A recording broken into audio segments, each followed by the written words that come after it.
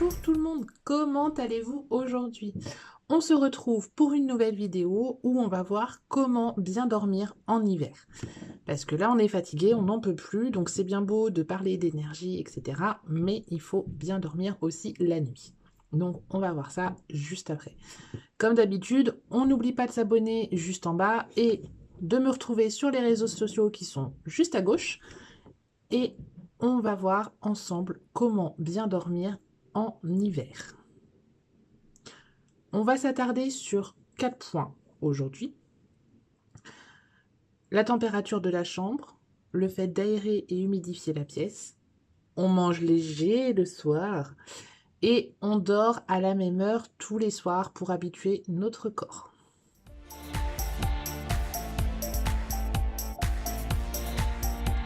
Alors, au printemps, à l'automne, c'est assez simple d'avoir une chambre qui est à peu près à la bonne température parce que 18-20 degrés, c'est une température normale pour une maison. En hiver, c'est plus compliqué parce que ce que l'on veut généralement, c'est avoir chaud dans notre chambre, hein, on est bien d'accord. On ne veut pas courir sous la couette, mais attraper froid entre-temps. Donc généralement, on pousse les chauffages pour avoir bien chaud dans la chambre, mais ce n'est pas bon. Une chambre, même en hiver, elle doit être entre 18 et 20 degrés. Ça peut paraître froid, parce que l'hiver, on aime bien, voilà, être bien au chaud, etc. Mais c'est ce qu'il faut pour bien dormir. Par exemple, moi je le sais, hein, je suis une très très grande frileuse. Je ne supporte pas avoir froid dans ma chambre, mais je me force à ne pas mettre trop de chauffage à l'intérieur et donc avoir une moyenne de 18-20 degrés pour être bien dans la chambre. Donc moi j'ai par contre une énorme couette, ce qui fait que la nuit j'ai chaud même si ça reste une température entre 18 et 20. Donc c'est ça qu'il faut. On vérifie bien, on ne met pas trop de chauffage parce que sinon on va surchauffer. Notre corps va travailler encore plus pour faire baisser la température du corps. On va mal dormir parce que une chambre trop chaude pour dormir, c'est pas bon. Donc vraiment la chambre entre 18 et 20 degrés.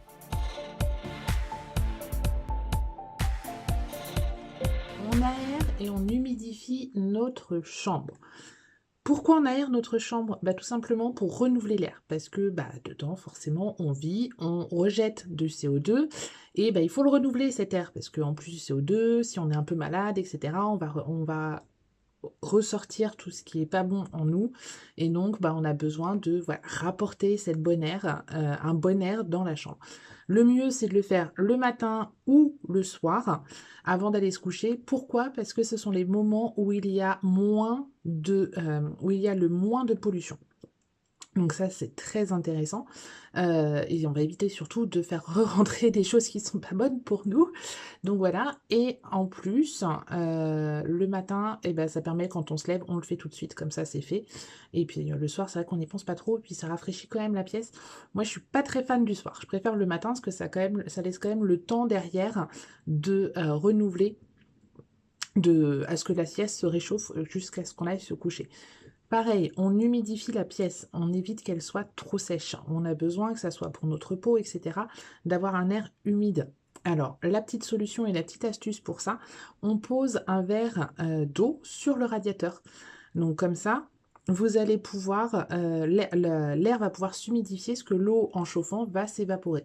Et donc ça, c'est très bien parce qu'on va avoir un air humide dans la pièce, et ce qui va être bien pour dormir.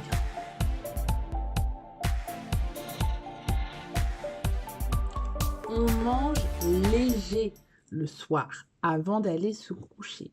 Oui, on évite la raclette avant d'aller dormir. On évite la fondue avant d'aller dormir. Bon, moi la première, hein, là c'était le moment. Oui, il faut. Moi la première, quand je fais une raclette, je préfère sincèrement le faire le soir. Donc on ne fait pas, voilà. C'est juste qu'on évite de manger trop tous les soirs, notamment la semaine quand on sait qu'on va devoir se lever le lendemain matin pour aller travailler.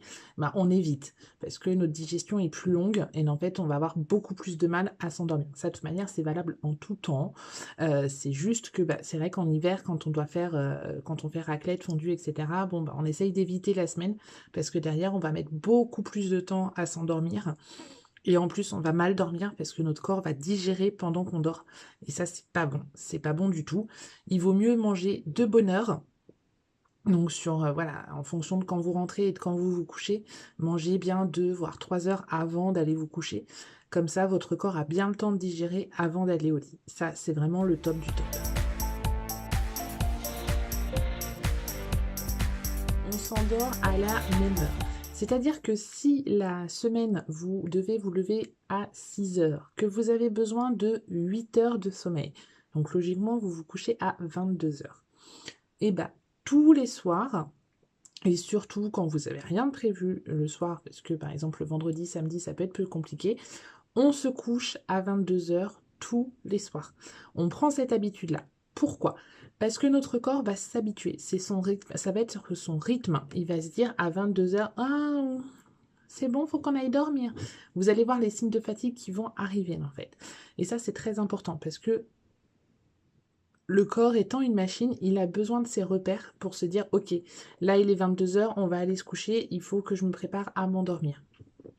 Et donc là, voilà, il va se préparer au fur et à mesure. De même, si vous pouvez mettre en place une routine le soir, alors je sais pas, par exemple, boire une tisane, arrêter la télé une demi-heure, 3/4 d'heure avant d'aller vous coucher pour lire un livre, et cetera, vous démaquiller, faire des choses, voilà. Mettre en place une routine pour préparer votre corps à aller dormir. Votre corps, quand vous allez commencer à vous démaquiller, va se dire: «Ouh là, on va pas tarder à aller se coucher». Puis après, vous allez prendre votre tisane et ceci et cela. Le corps a de la mémoire et donc le fait de faire ça, votre corps va se dire: «Bon, OK, je me prépare, là, on va aller se coucher, OK. Donc je me mets en mode veille et comme ça, je vais être prêt pour aller dormir».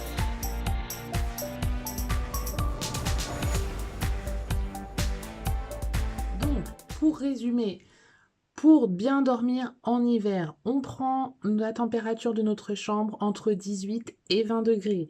On aère et on humidifie la chambre. Donc, c'est-à-dire, on ouvre les fenêtres au moins 15 minutes, voire une demi-heure tous les jours. Et on pose notre petit verre d'eau sur le radiateur pour humidifier l'air et éviter que ça soit trop sec pour que ça soit autant pour notre corps, mais pour notre peau et aussi à l'intérieur. On mange léger le soir, hein, on évite la raclette et la fondue tous les soirs. Et ensuite, on essaye de s'endormir à la même heure tous les soirs. C'est-à-dire qu'on ne fait pas le lundi 20 h et puis le mardi 22 h et puis le mercredi 3 h du matin et le jeudi 20 h parce que le corps va rien y comprendre et il ne s'endormira pas. Donc voilà pour la vidéo du jour où on a vu comment bien dormir l'hiver. Comme d'habitude, je vous rappelle que vous me retrouvez sur les réseaux sociaux qui apparaissent à gauche et n'hésitez pas à vous abonner à la chaîne juste en bas pour derrière recevoir des notifications dès que je publie une nouvelle vidéo. Sur ce, je vous souhaite une très très très belle journée et je vous dis à très bientôt. Bye bye.